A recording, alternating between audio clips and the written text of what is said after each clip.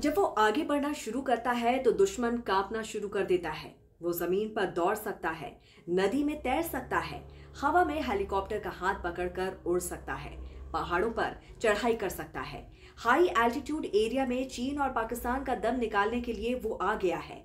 वो फौलाद है, बहादुर है, दिलेर है। उसका नाम है जोरावर।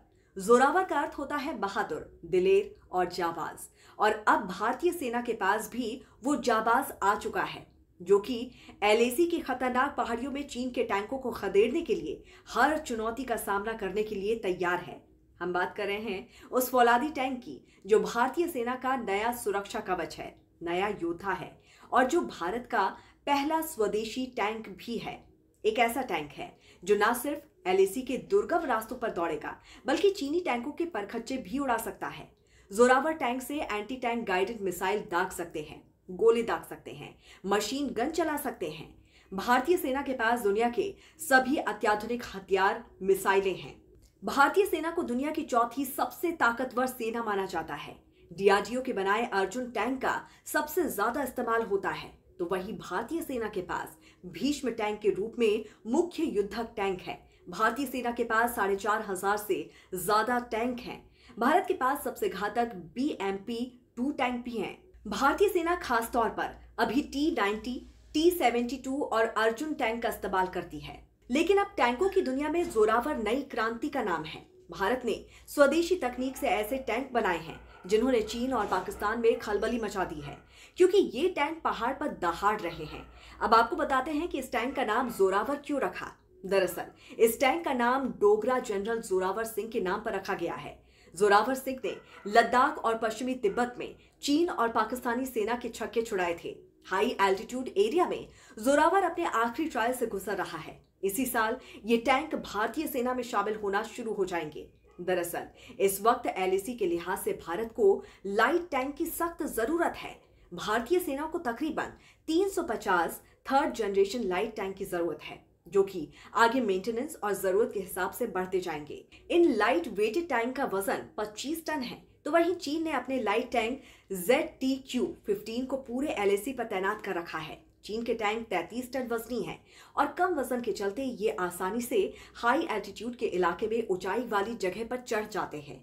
तो वहीं भारतीय सेना के पास मौजूदा रूसी निर्मित टैंक T-72 और T-90 हैं, जिनका वजन 40 टन से ज्यादा है और ऊंची चढ़ाई पर भारतीय सेना के लिए उतना आसान नहीं होता है। जबकि जोरावर को फायर पावर, मोबिलिटी प्रोटेक्शन के हिसाब से डीआरडीओ और L&T ने मिलकर डिजाइन और डेवलप किया है। टैंक की स्पीड फॉरवर्ड और रिवर्स मूवमेंट में मैक्सिमम रखी गई है। टैंक हर टेरेन में फर्स्ट राउंड हिट रहेगा, यानी कि एक राउंड में ही दुश्मन के टैंक और बख्तरबंद गाड़ियों को सटीक निशाना बनाएगा। जोरावर टैंक को रोड, रेल और एयर के जरिए आसानी से मूव कराया जा सकेगा। इस टैंक में लगे सिस्टम हाई एल्टीट्यूड के माइनस तापमान और रेगिस्तान के अधिकतम तापमान में भी बेहतर काम कर सकेंगे। यूएवी के एरियर अटैक और एंटी टैंक गाइडेड मिसाइलों के खतरे से भी बचाने के लिए खास तैयारी की गई है। इस टैंक को हेलीकॉप्टर से उठाकर आसानी से चीन सीमा के पास पहुंचाया जा सकता है। इसके अलावा ये खुद पहाड़ों पर चढ़ सकता है। -10 डिग्री से लेकर 42 डिग्री की चढ़ाई या ढलान पर उतारा जा सकता है। इसकी स्पीड 65 किलोमीटर प्रति घंटा है और इसे इस तरह से बनाया गया है कि इसके कवच पर बड़े से बड़े बारूदी हमले का असर ना हो। इस टैंक के भीतर बैठे जवान सुरक्षित रहे। ये देश का पहला ऐसा टैंक है जिसे माउंटेन टैंक बोल सकते हैं। इस टैंक की मारक क्षमता बेहद घातक है। इस टैंक की स्पीड भी शानदार है। ये एम्फीबियस है, यानी कि जमीन और पानी पर भी चल सकता है, नदियों में तैर सकता है। इन टैंकों को चलाने के लिए सिर्फ 3 लोगों की जरूरत होती है। ये laser, machine gun, drones, anti tank guided missile जैसे हथियारों से लैस है।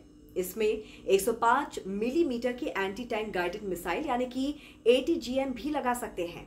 इसकी मुख्य नली 120 mm की है।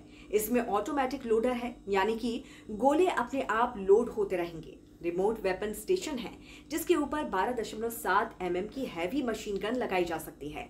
जोरावर में artificial intelligence, drone integration, active protection system, high degree of situational awareness जैसी टेक्नोलॉजी भी है। इससे मिसाइल भी फायर की जा सकती है। दुश्मन के ड्रोन्स को मार गिराने की यंत्र और वार्निंग सिस्टम से लैस है। इलेक्ट्रिकल गन कंट्रोल सिस्टम लगा है, जिसमें लेजर वार्निंग सिस्टम लगा है। इसकी खूबियों की वजह से ही इस टैंक को भारतीय सेना लद्दाख में चीन सीमा के पास तैनात करने जा रही है। हालांकि भारतीय सेना इससे पहले ऐसे टैंक्स को रूस से खरीदना चाहती थी, लेकिन बाद में इसे देश में बनाने का फैसला लिया गया। मेक इन इंडिया के तहत कम समय में ही ये ऐतिहासिक सफलता हासिल हुई है।